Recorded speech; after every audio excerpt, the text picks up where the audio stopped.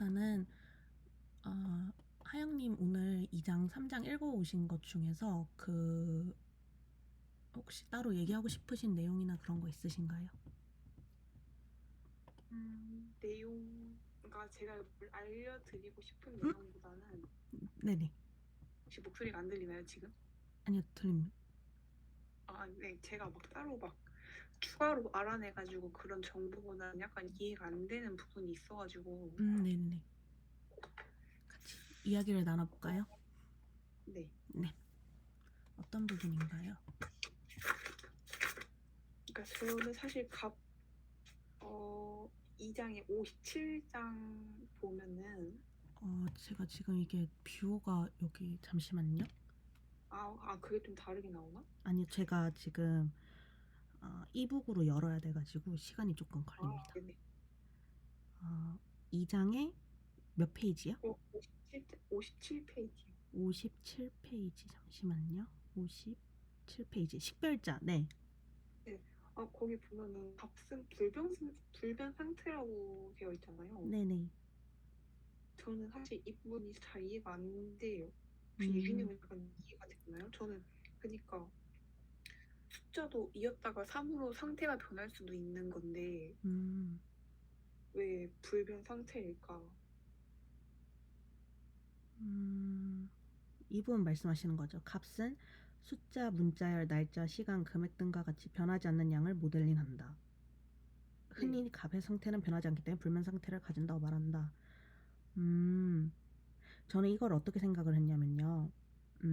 이거를 저희는 지금 이거를 봤을 때 예를 들어서 지금 이상한 나라의 앨리스를 예시로 나왔던 것처럼 이상한 나라의 앨리스의 키를 주제로 보자면 앨리스가 키가 130이었다가 뭐 50cm가 됐다가 뭐 2m가 되기도 하고 그러잖아요. 네. 그러한 점에서 우선은 앨리스와 같은 객체는 어, 변하긴 하는데 그 중에서 여기서 저는 생각을 했던 게 집중해야 되는 부분이 여기서 말하는 값이라는 게 뭐 이렇게 130, 뭐 50, 2m 이렇게 변하는 게 아니라 그냥 각각의 값으로 저는 이해를 했거든요. 그래서 예를 들어서 130이라는 거는 예를 들어서 130이라는 거는 숫자가 아무리 뭐 130이 있고 또 130이 있고 그 130이 있어도 다 우리는 그걸 똑같은 130이라고 인지를 할 거잖아요. 네. 저희가 지금 여기에서 예시로 나왔던 게 앨리스가 똑같은 키의 앨리스가 두 명이 있어도 우리는 그 존재를 다른 두 명으로 인지하는 건 그건 그 둘이 객체이기 때문이잖아요. 네. 근데 여기서 말하는 값은 숫자, 문자열, 날짜, 시간, 금액 등과 같은 경우는 객체가 아니잖아요. 네. 그렇기 때문에 이거를 저희가 저는 이해했던 게 예를 들어서 여기서도 나오면은 두 개의 1이라는 숫자가 종이 위에 적혀 있을 때 그 1이라는 그 개념에 대해서 어쨌든 1이라는 값은 우리는 똑같은 존재로 볼 거 아니에요. 네. 그래서 저는 그거를 불변 상태라고 설명을 했다고 이해를 했는데 혹시 하영님은 이게 지금 제 설명이 이해가 되셨나요? 아니면 조금 더 같이 생각을 그거는 해볼까요? 이해됐어요. 그럼 여기서 말하는 값이라는 거는 딱 그 순간에 스냅샷을 말하는 걸까요? 스냅샷, 저 잠시만 생각을 해볼게요. 어, 그러니까 딱 그렇지 그 않을까 순간 싶은데요. 왜냐하면은 그 어, 잠시만요. 저희가 스냅샷이나 이제 동적 그런 내용이 나왔던 게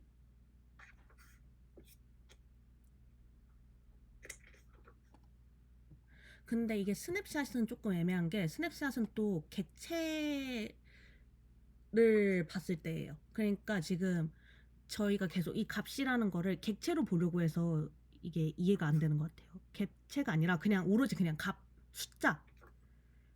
1이라는 숫자 이렇게 봤을 때 그 1이라는 숫자는 바뀌지 않잖아요.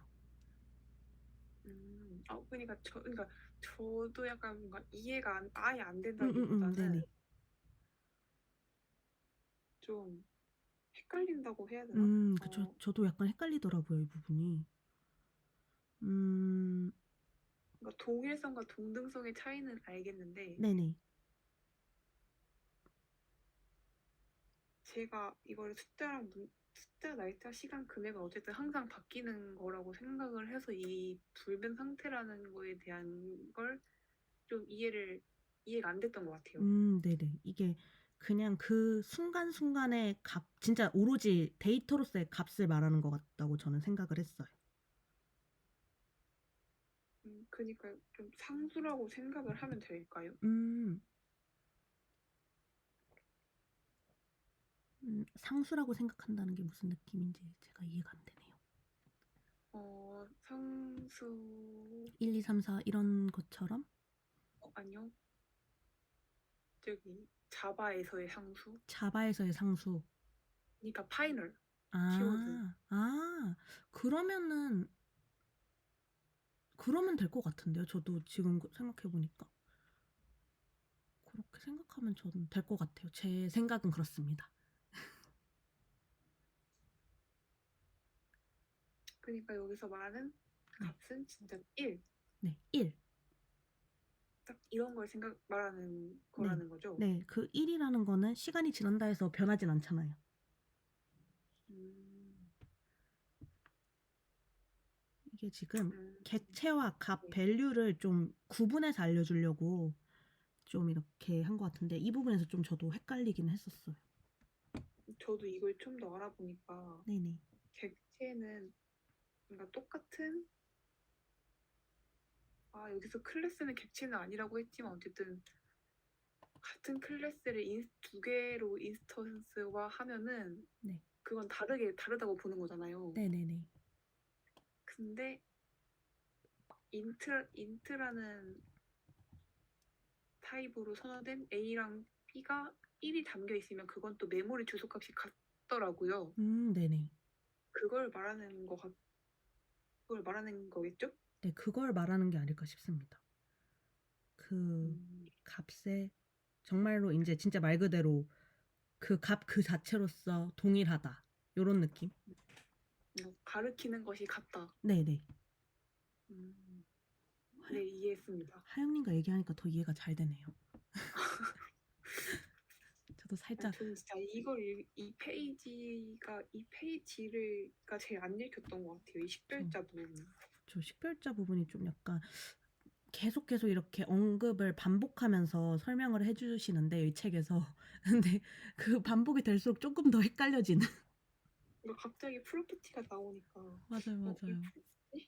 이거 갑자기 왜 나오지 하고 뭔가 이 용어가 갑자기 막 엔티티도 갑자기 나오고 참조객체도 나오고 갑객체도 나오니까 맞아요.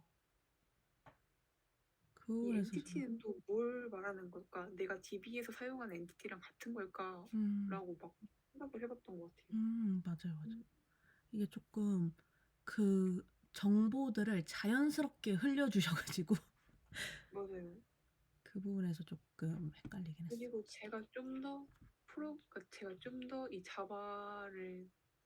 자바로 프로그래밍을 한 경험이 많았으면 도움이 됐을 것 같긴 한데 네네네. 지금 좀 작은 프로젝트만 해봤다 보니 그쵸.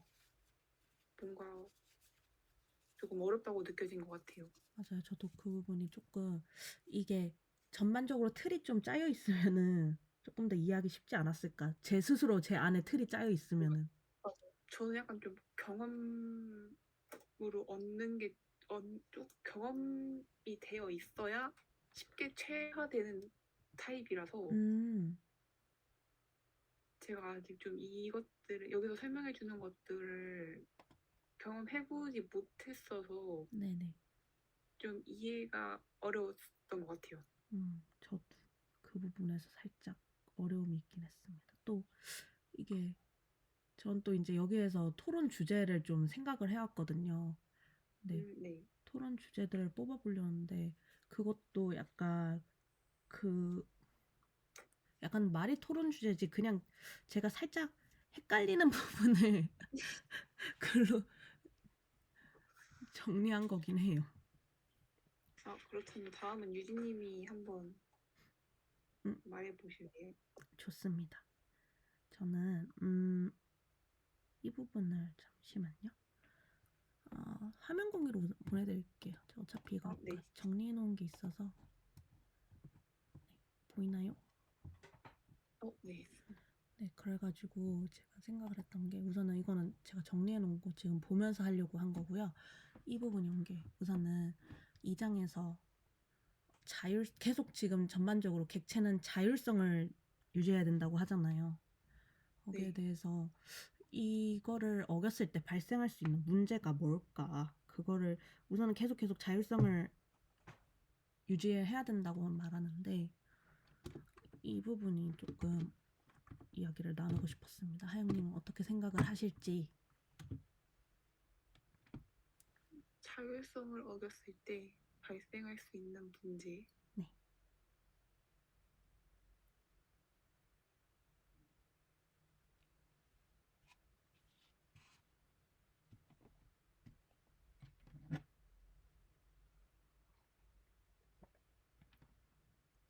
우선은 자율성을 유지하는 거에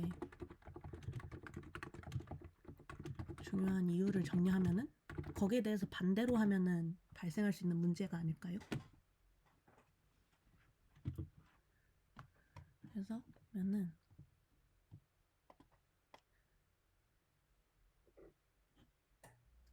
자율성의 얘기가 나오는 게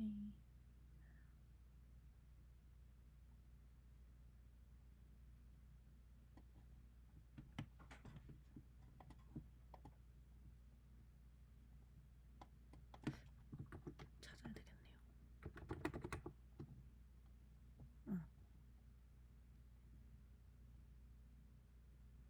아,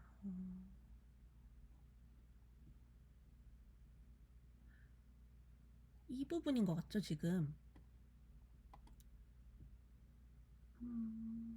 자율성을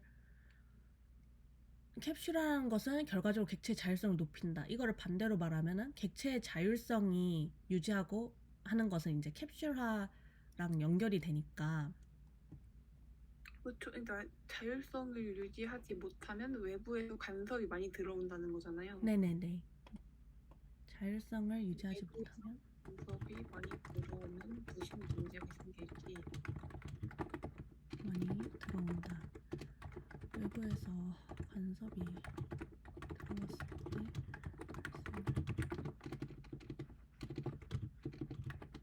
발생하는 문제. 이건 우선은 캡슐화에 문제가 생겼다는 거죠. 이거는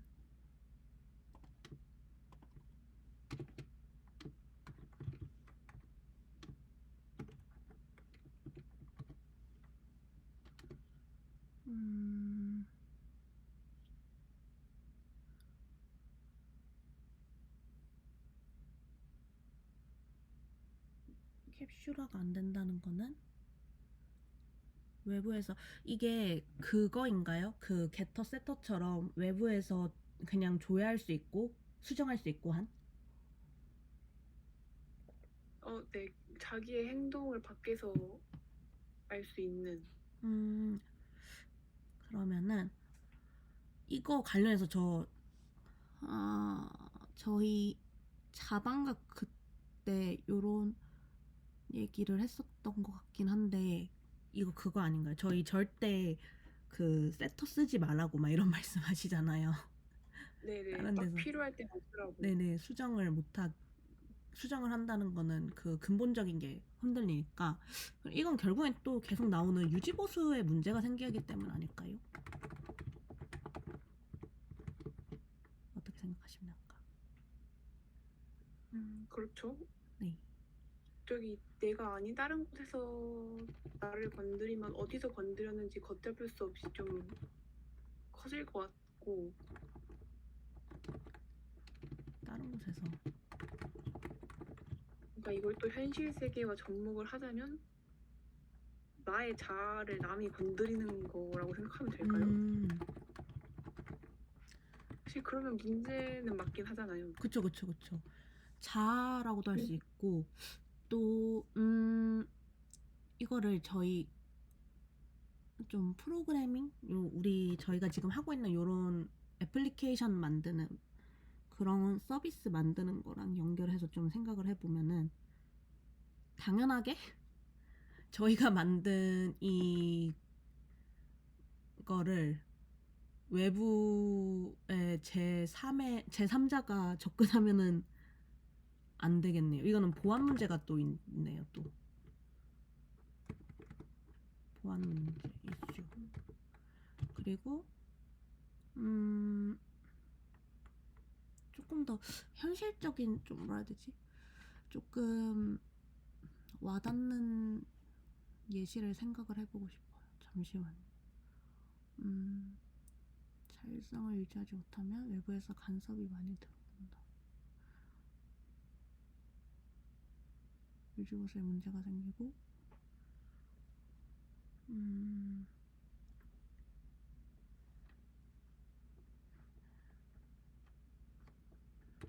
보안 이슈에 이것도 있는 걸까요? 네? 약간 좀 잘못된 이상한 값이 들어오면은 네네. 이상한 값이 들어오면은 뭐 어떻게 할 수 있는 방법이 없잖아요. 맞아요. 대처가 어려워지죠. 그게 아마 유지 보수와도 관련될 것 같긴 한데 약간 그러면 이상한 값 하니까 저 지금 생각이 난 게, 예를 들어서 은행이라고 하면은 계좌에 있는 돈을 제3자가 마구 약간 숫자를 바꿔버린다. 이러면은 이거 진짜 이슈라고 생각을 하거든요. 진짜 큰일은 맞죠. 진짜 엄청난 큰일이라고 생각하는데, 그런 느낌으로 생각을 하면은 어떨까 하는 생각이 지금 잠깐 들었습니다. 왜냐하면 또 이제 이러면은 이제 이 은행의 입장에서 저러한 일이 발생하면은 고객의 입장에서는 저 은행을 믿을 수 없게 되는, 결국에는 저희가 나중에 개발자로서 취업을 하려면은 그 본인이 속한 기업체 신뢰, 존속에 영향을 미치는 저 지금 너무 멀리 가나요? 또 틀린 말은 아니라서. 약간 지금 약간 도미노처럼 점점 커지는 느낌이 들어서. 그래서 어쨌든 결론만 얘기하자면은 캡슐화를 잘해야 된다. 그래서 객체 자율성 유지할 수 있게 설계해야 한다. 이런 느낌이 될 것 같거든요. 하영님 혹시 또 얘기해 주실 거 있으면 제가 여기에 더 포함을 할게요. 1장에서 그랬나? 어쨌든 이 객체는 서로 의존을 하면 안 된다고 했잖아요. 맞아요. 그것도 연관이 있을 것 그것 또한 자율성을 유지시켜야 되는 이유가 있는 것 같은데.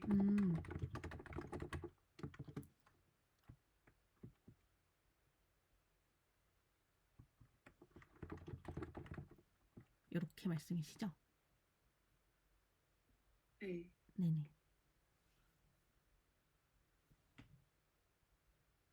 캡슐화 한다. 캡슐화가 제가 캡슐화가 살짝 헷갈려서 그런데, 캡슐화가 프라이빗하고 게터나 세터 통해서 다른 메서드 통해서 가는 거 맞나요? 제가 그거랑 관련해서 또 말을 하고 싶었던 게, 네네. 여기서 지금 자꾸 말하는 건 행동 중심 설계를 하라고 하잖아요. 맞아요. 그러니까 안에 어떤 속성이 들어있든지 이 행동이 무엇인지만 외부에서 알 수 있도록 하라, 이거잖아요. 네네. 근데 여기서도 말을 하긴 했지만, 저는 그동안 상태 중심 설계를 했던 것 같거든요. 그러니까 상태를 먼저 인정하고 그 상태에 대한 행동을 설계하는 방식으로 했던 것 같아요, 그동안. 근데 유진님은 그거 어떻게 하셨어요? 저도 약간 상태 먼저 생각했던 것 같아요. 항상 네. 여기에 어떤 그 타입들이 들어가야 되지? 이런 생각을 하고 먼저 그쵸, 그쵸. 분류부터 시켜 놓고 그다음에 그게 인제 행동 만들자 이렇게 넘어갔던 것 같아요. 근데 여기서는 사실 그거는 또 여기 62장 64페이지 보면은 2장 64 나쁜 영향을 페이지. 끼친다고 하는데 잠시만요. 2장 64 페이지. 행동이 상태를 결정한다. 네. 네네 그 부분이에요. 여기서 상태를 먼저 결정할 경우 캡슐러가 저해된다고 했는데 네. 상태. 음,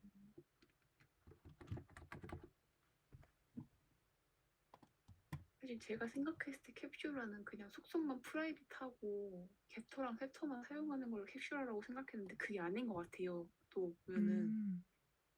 오히려 겟터랑 세터의 사용을 최소화하고 행동에 대한 메소드를 만들어서 그것만 외부에서 접근할 수 있게 해라. 이게 아. 뭔가 여기서 말하는 행동 중심 설계라고 생각을 하거든요. 아예 게터 세터를 최대한 줄이고 그냥 아예 메서드를 따로 만드는 방법. 네, 행동을 만들어라. 그에 대한. 맞는 것 같아요. 저도 그게 결국에는 근데 사실 행동이 여기서 상대를 과연 상태 중심 설계가 나쁘기만 할까가 좀 음. 궁금했어요. 상태 중심 설계. 왜냐면 일단 여기 그 저희 과제에서도 네. 만들 때 지금 유진님은 어떻게 만드셨는지 모르겠지만 네. 저는 DTO는 다 상태 중심으로 되어 있는 것 같거든요. 저도요. 서비스나 레포지토리는 행동 중심이 맞는 것 같아요. 맞아요, 맞아요. 근데 서비스 과연 상태 중심 설계가 나쁘기만 할까? 음. 이 부분은 확실히 좀 생각을 해봐야 될 것 같네요. 상태 중심으로 설계하는 게. 그렇다면 DTO는 상태 중심으로 되어 있다고 확신을 한 가정에서 네네. 슈라가 되지 못한 걸까? 음. 여기서 말하는 고립된 섬으로 만든다고 했는데 네네. 그럼 이것도 협력을 하지 못하고 있는 걸까 싶어요. 이 DTO라는 것들이 음. 제가 외워본 거. 그쵸. 그 부분에서 확실히 DTO는 아무래도 행동 중심이 되게 어려운 것 같아요. 근데 그 저희 도전 과제 보면은 네네. 도전 과제 보면은 이건 GTU가 아니라 NTT구나. 네. NTT의 행동을 만들라는 그런 도전 과제가 있어요. 혹시 지금 NTT의 그 예외 처리하는 건가요? 아니요 예외 처리 부분 다른 말고 건가요? 어떤 부분인지 혹시 설명해 주실 도전이 수 아니라 있어요? 필수예요 필수. 필수. 서비스의 도메인 로직을 NTT에 위임하기. 네네네. 그럼 뭔가 이거 지금 다시 보니까 이게 행동을 추가한 거잖아요. 그쵸, 그쵸. 근데 저는 이거를 DTO로 생각을 하고 말을 꺼낸 거라서 이거는 살짝 제가 말을 잘못 꺼낸 것 같아요.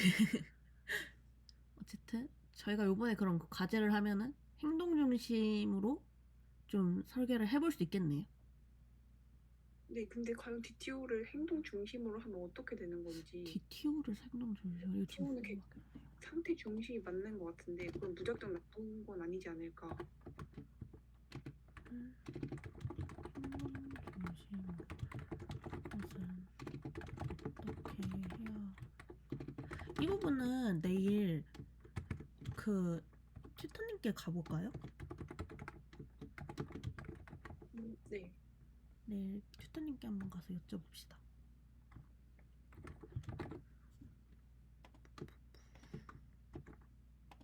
이렇게 하고 이거 그거 한 거는 슬랙으로 보내드릴게요. 좀 이따. 네. 감사합니다. 그러면은 이 주제는 혹시 더 얘기하실 거 있나요? 이 토론 주제에 대해서? 음, 어, 아니요. 그냥 제 생각에는 상태 중심 설계가 무작정 나쁜 건 아니고 그냥 맞게 사용해라. 그러니까 결론이 날 것 같은데 일단 내일 추천님을 다시 찾아뵈야겠지만 상황에 따라 맞게 사용해. 꼭 나쁜 걸까? 이게 더 맞겠죠?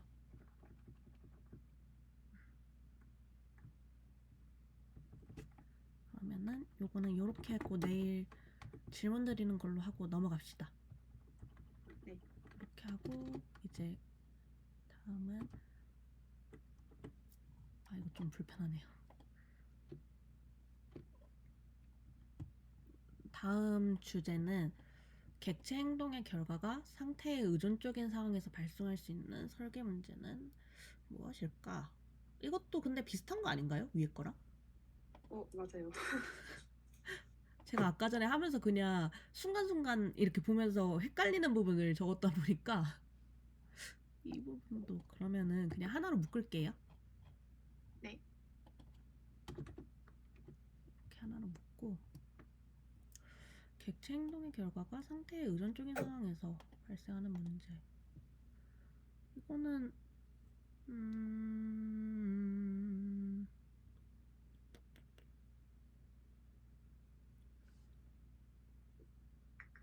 아까 말씀하신 것처럼 이건 진짜 예를 들어서 앞에 있는 하나의 값이 변경되면은 그 상태 위주였으니까 그냥 도미노처럼 쭈루룩 영향을 받는다? 요런 정도인 것 같아요. 그렇지 않을까요? 좀 아니라고 생각하시면 말씀하셔도 괜찮습니다. 아니 저도 약간 좀 생각을 네. 정리하고 있었습니다.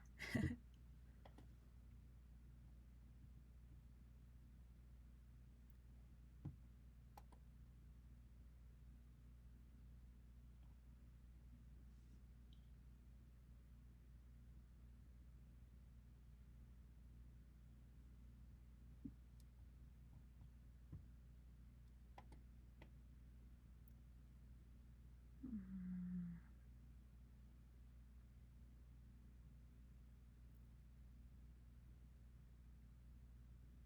근데 상태 의존적인 상황을 혹시 다시 한번 설명해 주실 수 있나요? 상태 의존적인 상황? 그러니까 여기서 보면은 상태와 동작이란 게 있었잖아요. 여기서 뭐 예를 들어서 앨리스가 그 객체라고 봤을 때 앨리스의 키가 130cm다 이렇게 돼 있으면은 네. 그 130cm라는 상태에 그냥 의존적이게 설계를 한 거라고 저는 생각을 했거든요. 만약 그러한 상황이라면 네. 이제 어떠한 문제가 발생할까라고 했을 때 그 여기에서는 행동 중심으로 했어가지고 뭐 예를 들어서 앨리스가 뭐 키가 40cm 이하면은 문을 통과해서 정원으로 간다.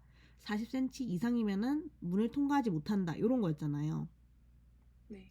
이거는 행동 중심으로 했던 것 같고, 근데 이거를 상태 중심으로 하면은 그러면은 이제 앨리스가 40cm 이하면 넘어간다라는 좀 약간 뭐라 해야 되지? 지금 포인트를 두는 점이 바뀐다고 저는 생각을 했거든요. 상태의 의존적인 상황이라고 하는 거는. 그래서 그렇다면은 만약에 이제 이거는 지금 비유지만 그 문 크기라는 거는 결국에는 저희가 또 어떻게 설계하냐에 따라서 바뀌잖아요. 바뀔 수 네. 있잖아요. 그래서 이런 식으로 한다면 앨리스를 40cm라고 해놔서 40cm 문 넘어갈 수 있어 라고 해놨는데, 근데 만약에 저희가 뭐 이걸 하다가 도중에 보니까 문을 30cm로 바꿔야 될 것 같아 해서 30cm로 바꿔버리면은 그럼 앨리스는 그 넘어가는 게 안 되고 그 넘어가서 해야 될 그러한 로직들을 다 처리하지 못하게 되면 이 객체가 그러면은 거기에서 문제가 발생하지 않을까라는 생각을 지금 했습니다. 그니까요. 저도 보면 그게 답 아닌가 했는데 지금 했습니다. 저 쓸 때는 뭘까 했었는데 말씀드리다 보니까 그럼 지금 무엇일까는 대답이 된 거고 해결하기 위해서를 생각을 해야 되나? 그 생각을 했습니다. 저는. 해결하기 위해서는 사실 이것도 조금 행동 중심으로 바꿔야 그쵸 되는 그쵸 거라고 생각을. 행동 중심으로 바꾼다. 또 변경한다. 요인 것 같죠. 네. 이렇게 오케이. 그러니까 이건 지금 협력이 안 되고 있는 거잖아요. 맞아요. 이거는 협력이 안 되면 유연성이 없어져요. 음,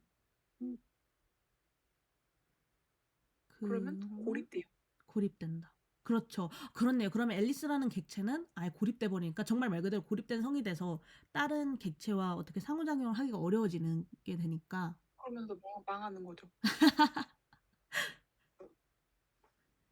그렇 그러니까 아름답지 못한 네. 객체지향 설계가 됩니다. 네. 진짜로 아름답지 못한 설계네요, 그거는.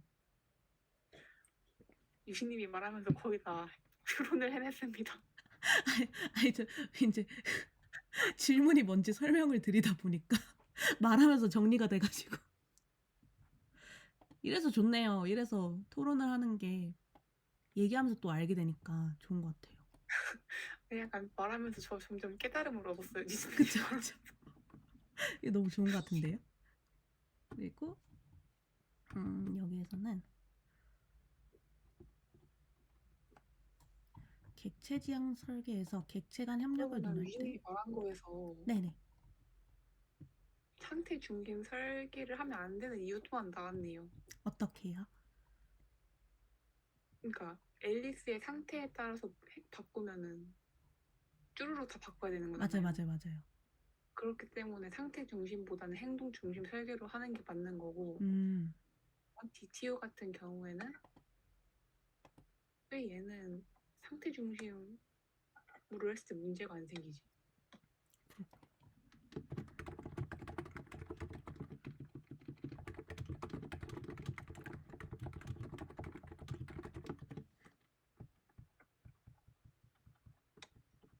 이거는 내일 같이 가서 여쭤봅시다. 네. 좋습니다. 아, DTO가 지금 데이터를 전달하는 애인 거잖아요. 네네. 데이터를 데이터는 전달하는. 상태를 주면 되는 거잖아요. 얘의 상태를. 네네. 그렇기 때문에 상태 중심 설계가 맞다는 생각이 듭니다. 오, 진짜 좋은 생각 맞는 것 같은데요? 맞는 말씀 그러니까 같아요. 지금 얘한테 중요한 건 얘가 무슨 행동을 하는지에 대한 게 아니라 어떤 행동에 대한 상태를 담은 거잖아요. 그렇죠. 얘의 목적은 그 상태를 넘겨주는 역할이니까. 그렇기 때문에 상태 중심이 맞네요. 오, 하영님 완벽하십니다. 박수 박수. 좋습니다, 좋습니다. 그러니까 꼭 나쁘다기보다는 그러니까 약간 결과를 담을 때만 음, 결과를 담아야 할 객체만 상태 중심을 해라. 가 음, 결론을 낼까요? 그런 것 같아요. 그러면 결과를 다시 말씀해 주실래요? 결과라고 했나? 상태를 담는 상태를 담는 담을 목적으로 만들어진 객체이기 때문에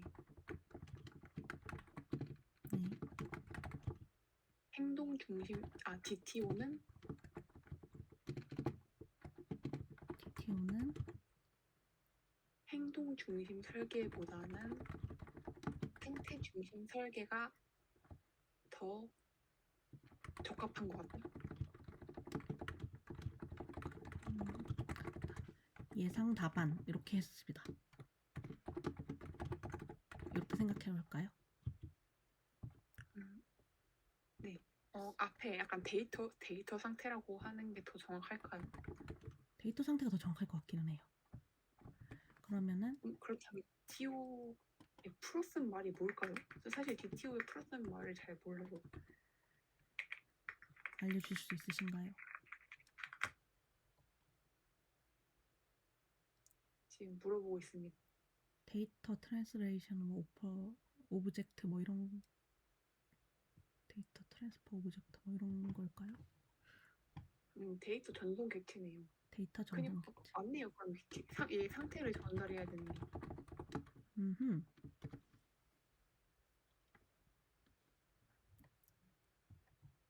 우선은 이렇게 저희는 정리를 해봅시다.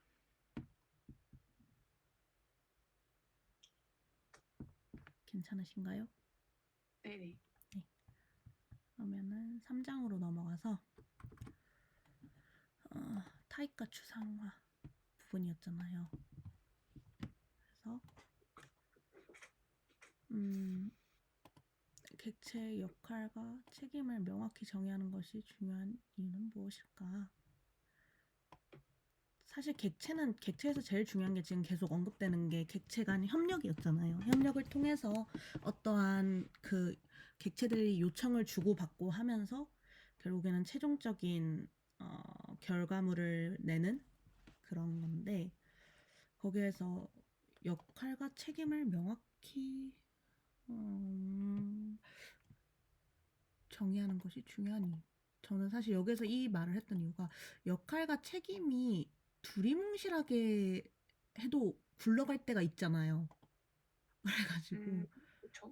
그래가지고 그렇죠. 이거를 만약에 여기에서 정확히 말하자면은 명확히 정의한 것이 중요한 이유는 무엇일까라는 게 어떤 맥락에서 나왔냐면은 두리뭉실하게 역할과 책임을 정의한다면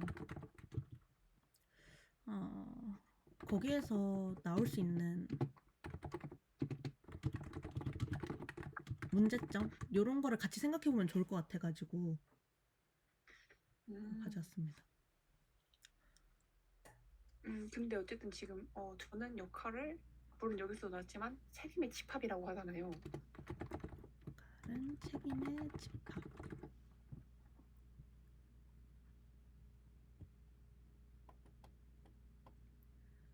역할은 책임의 집합이죠.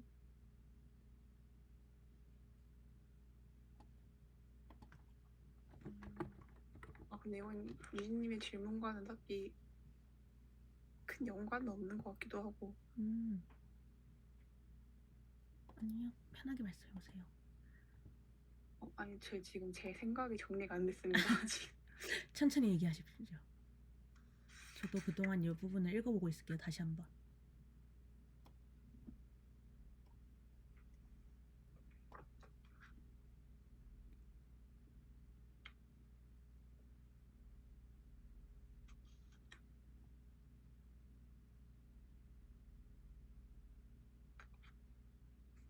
근데 두리뭉실하게 역할과 책임을 정의한 것이 추상화 아닐까요?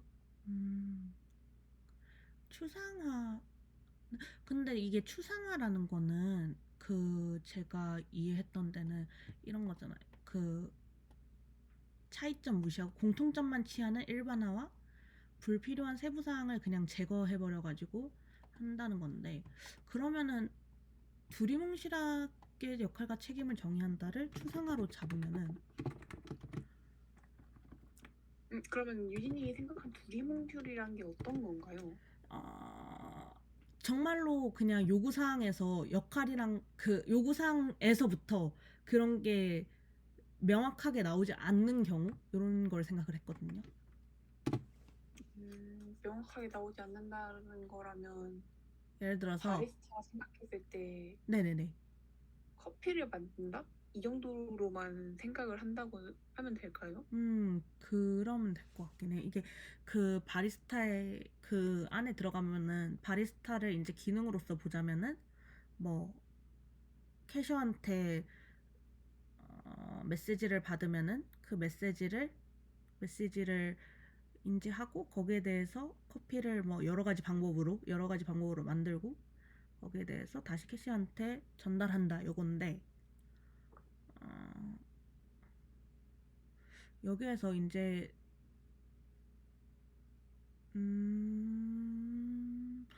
저 지금 이거 말하면서 조금 정리가 된 게, 제가 지금 계속 여기에서 말하는 두리뭉실한 역할과 책임 이런 느낌은 그런 거였어요. 뭐 바리스타가 캐셔의 역할도 같이 하고 있고 뭐 이런 경우 있잖아요.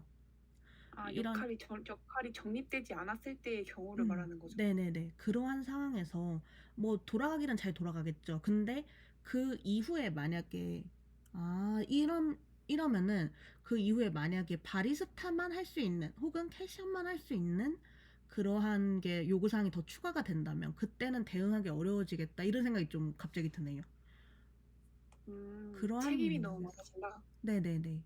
진짜 말 그대로 저희가 계속 말하는 객체의 책임이 과중하게 몰리는 상황이 발생할 수 있네요.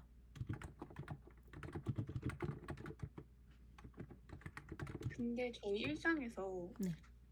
한 사람이 동시에 여러 역할을 수행할 수 있다고 했잖아요. 맞아요, 맞아요.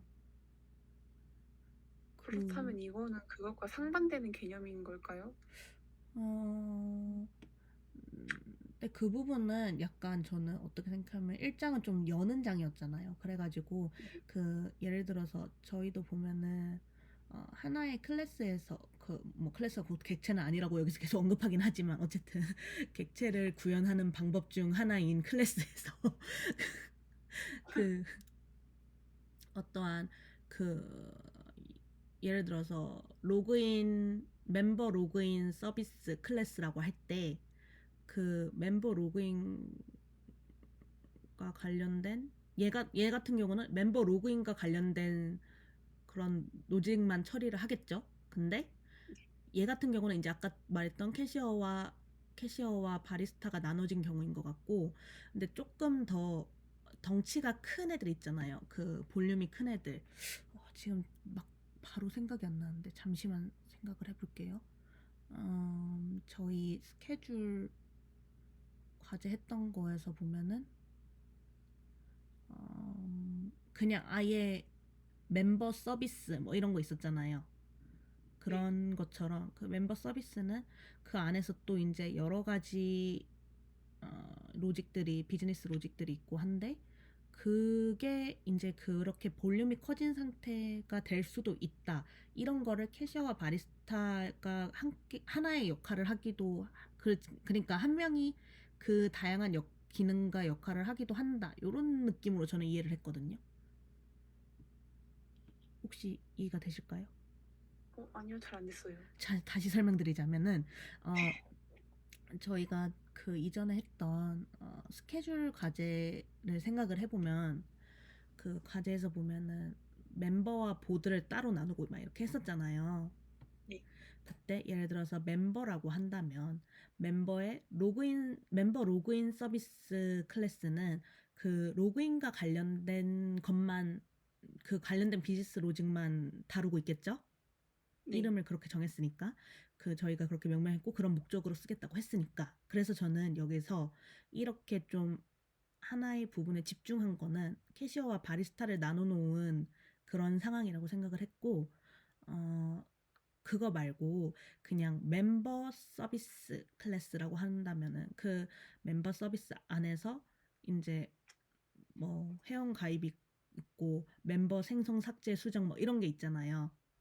네. 이러한 다양한 역할을 하고 있는 게 어, 앞에서 1장에서 말한 한 명이 캐셔와 바리스타의 역할을 같이 할 수도 있다. 이런 거를 네. 말한 게 아닐까 생각을 했어요. 그래서 저희가 이제 음. 어떻게 하느냐에 따라서 이거는 보면은 다 나눌 수도 있는 거잖아요. 그 멤버 회원가입과 뭐 CRUD 크루들을 다 나눌 수도 있는 건데 이거는 저희가 모아놓은 거잖아요.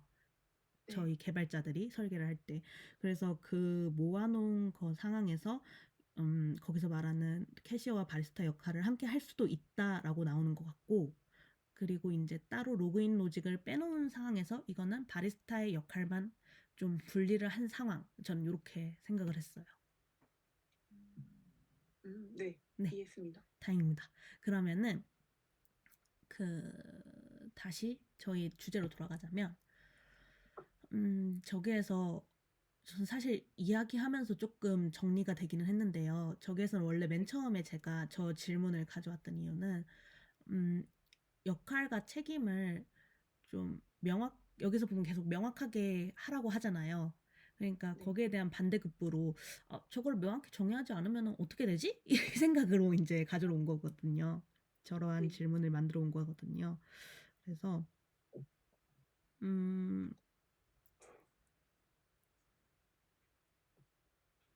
근데 얘기했던 것처럼 이제 객체들은 서로 협력을 하는 게 중요하고 그 협력을 할 때 역할이랑 책임이 확실하게 좀 정해져 있는 게 도움이 될 것 같기는 해요. 제 지금 생각에 이제 말씀드리면서 생각을 정리를 해보니까 그냥 그건 너무 단순한 질문이었던 것 같다는 생각이 지금 잠깐 들어요. 그냥 여기에서 역할이랑 책임 명확히 정의하세요 하니까 왜 그러면 안 되죠? 왜 안 하면 안 되죠? 이러면서 가져온 느낌인데 음 우선은 하영님 혹시 그 여기에 관해서 혹시 더 생각되는 부분 혹시 얘기해 주실 수 있으실까요?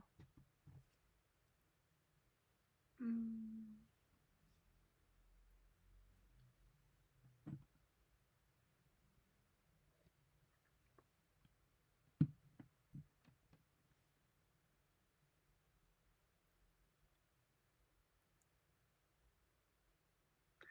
근데 저는 여전히 둘이 뭉실하게 역할과 책임을 정의한다는 거는 네. 이게 추상화라는 생각만 드는 것 같아요. 추상화.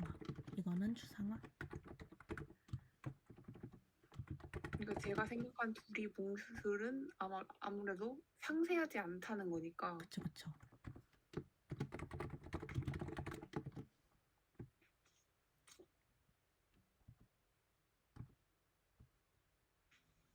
근데 그러면은 이제 하영님 말씀대로 한다면 이게 추상화라고 한다면 거기에서 나올 수 있는 문제점이란 게 사실 앞뒤가 안 맞은 게 여기서는 추상화를 통해서 맞아요. 복잡성을 줄이고 단순화시켜서 진행을 하게 하잖아요.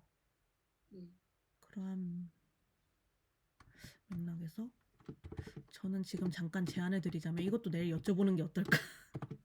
음.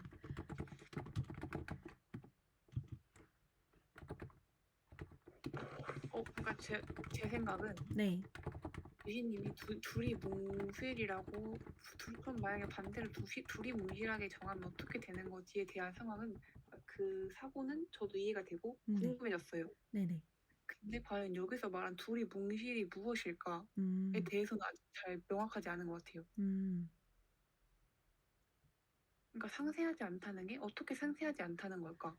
여기에서 어떻게 상세하지 않다는 거냐, 어떤 느낌으로 상세하지 않냐에 따라서 이게 추상화가 될 수도 있고 그냥 요구사항을 별로로 준 거일 수도 있고 이게 나뉘는 거죠, 지금?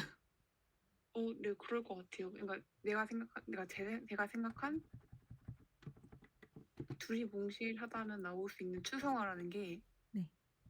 그냥 진짜 각자의 그러니까 트럼프 인간이 걸어 다닐 수 있고 네. 뒤집힐 수 있고 네네네. 그런 거잖아요. 네, 맞습니다. 이거에 대한 게 상세하지 않았을 때를 생각해서 그럼 두리뭉실은 추상화가 아닐까라고 생각을 한 거였는데 네네.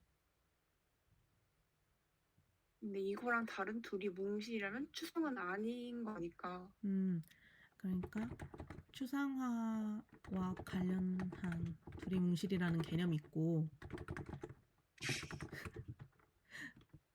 요구사항이 명확하지 그러니까 제가 않다는. 생각한 두리뭉실은 1번이었던 것 같아요. 다시 말씀해 주실래요? 그러니까 제가 생각한 두리뭉실은 그냥 공통점 하나만 주었다. 공통점 하나만 라고 줬다. 생각한 것 같아요. 일반화. 네. 이해했습니다. 그렇게 생각하실 수 있을 것 같아요, 진짜. 근데 제가 지금 여기에서 이게 약간 그 차이점이 하영님은 여기에서 말한 요거를 그 개발자 입장에서 지금 보셨고, 전 이거를 애초에 그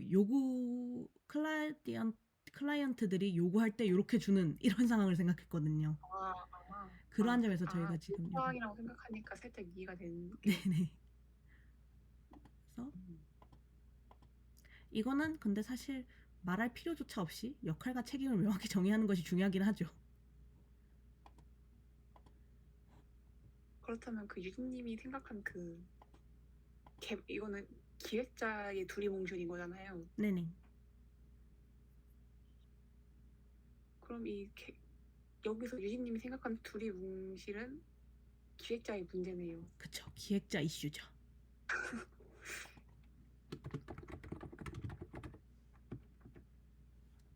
그럼 가서 개발자적이지 못한 질문이었습니다.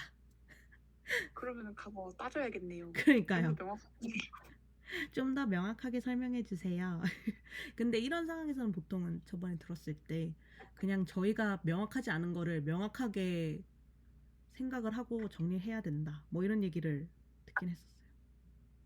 어, 그러니까 우리끼리 알아서 네, 요구사항은 원래 제대로 안 온다고 거기에 대해서 저희가 해석을 하고 거기에 대해서 좀 더 명확하게 만들어낼 수 있는 능력을 가져야 된다. 이런 얘기를 듣긴 했었어요. 이해했습니다. 좋습니다. 요거는 그러면은 어떻게 하든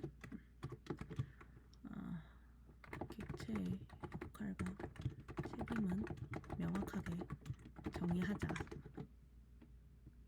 왜냐하면은 객체 간 협력을 위해 원활한 협력을 위해서는 서로 이제 역할이랑 책임이 제대로 나눠져 있는 게 중요하니까 이런 식으로. 그리고 현실 세계에서 따지면은 기획자와 개발자 협력이 안 되었네요. 그렇죠. 기획자가 비협조적이었네요. 그러니까요. 비협조적인 협조적인 사내 문화 정착시키자. 커뮤니케이션이라고 할 수 있죠.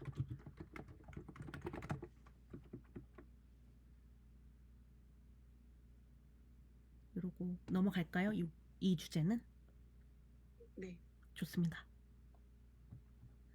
중요한 이유 또한 나왔네요. 소통이 안 된다. 그쵸. 소통의 오류. 좋습니다. 그러면은 협력을 위해 소통의 오류를 줄이기 위해 이렇게 하겠습니다. 그래서 저는 이건 사실 이 부분은 좀 2장, 3장 겹쳐져 있는 질문이긴 한데 이 3-2 질문은요. 저기에서 객체가 메시지를 보내서 그 객체는 그 메시지를 보내는 행동만으로 서로 소통하고 협력한다 하잖아요. 여기에서 책에서 나오는 거 보면은. 네. 그래서 저는 이 부분에서 조금 요 부분 보면은 음료를 마셔. 그러면은 이제 얘가 음료를 마실 거야. 뭐 이런 느낌이잖아요. 근데 네. 여기에서 전달한 이 메시지는 저는 결국에는 메서드가 이 기능을 결국에는 구현하는 거잖아요. 구현하는 게 이제 예를 들어서 이러한 목적이 있다면 이러한 메시지를 전달하는 거는 결국엔 메서드랑 같은 거 아닌가? 라는 생각이 있었는데 근데 여기에서는 조금 다르게 얘기를 했던 것 같아가지고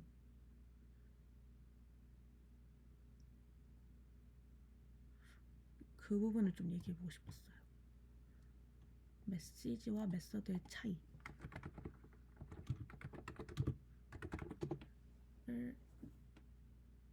어머, 바로 정답을 알려주네요. 모른 척 합시다. 자, 하영님, 자, 우리 먼저 생각을 하고 정답을 봐봅시다. 저는 메시지는 네, 메서드의 이름이라 생각하고 메서드의 이름, 메서드는 행동이라고 생각합니다. 행동.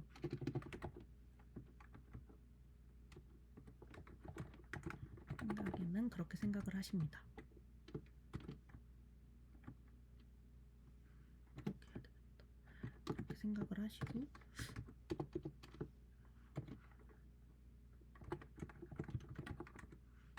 이렇게 하면 저는 메시지는 어떻게 해야 될까요? 좀 생각을 하면은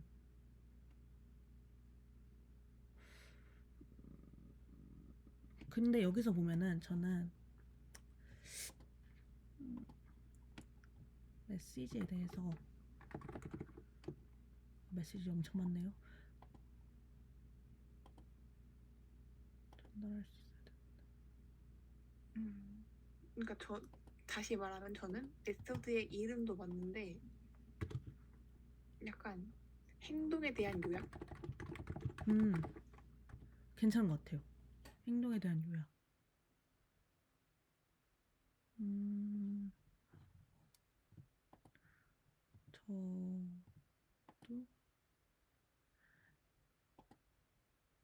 저도 근데 하영님과 비슷할 것 같은 게 결국에는 이건 행동은 수신된 메시지에 응답하기 위해서 동작하고 반응하는 건데 저희가 그 기능을 구현할 때 보면은 메소드를 만들 때 결국에는 동작하고 반응을 하잖아요.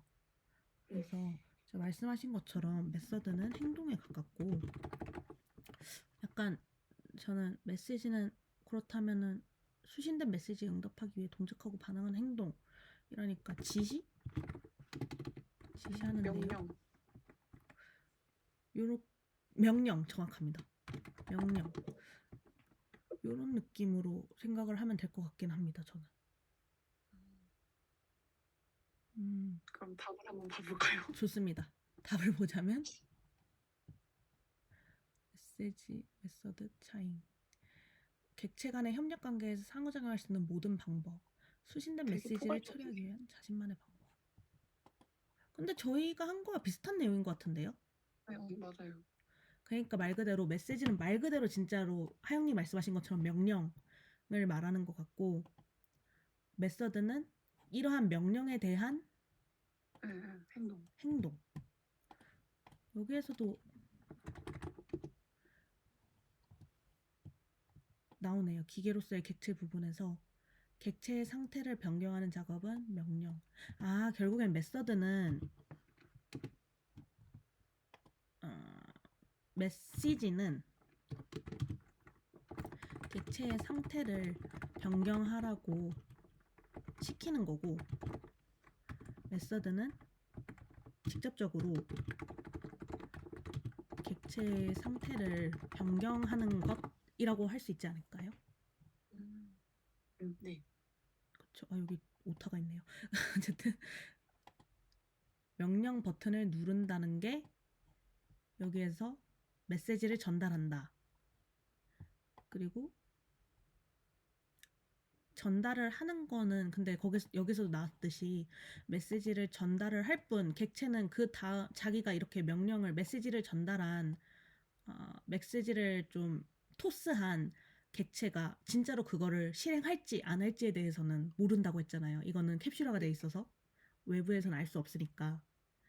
근데 어쨌든 토스를 받아가지고 요청을 받아서 그 명령을 받은 객체의 경우는 만약에 행동을 한다 하면은 직접적으로 객체의 상태가 변경하는 거니까 행동을 하든 안 하든 어쨌든 그 행동이라는 그 자체에 대해서 이게 차이가 있는 것 같아요. 네, 맞아요. 저도 그렇게 생각합니다. 하영님도 이렇게 정리하는 거 해볼까요? 메시지를 네. 한 줄로 정리하면 어떻게 할 것 같아요? 메시지를 한 줄로 정의하자면요. 네. 지금 이제 이거는 저희가 이전에 썼던 내용이고 요거는 지금 정리를 한 거니까 하영님께서 이제 정리를 하시면 제가 여기다 적겠습니다.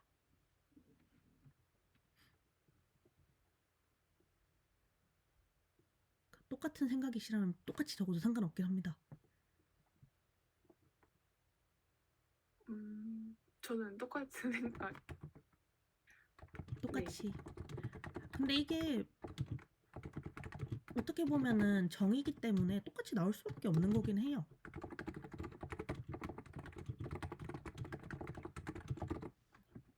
저는 이렇게 생각을 했고 저희는 지금 이렇게 해서 마무리를 하면 될 것 같은데 혹시 여기서 좀 추가하거나 수정하거나 뭐 필요하신 부분 있으실까요? 아니요, 저희 오늘 너무 대단하다고 생각합니다. 저희 오늘 진짜 잘했죠? 좋습니다. 그럼 오늘 객체지향의 사실과 오해 2, 3챕터 오늘 여기에서 마감을 해보도록 하겠습니다. 좋습니다. 네, 수고 많으셨습니다.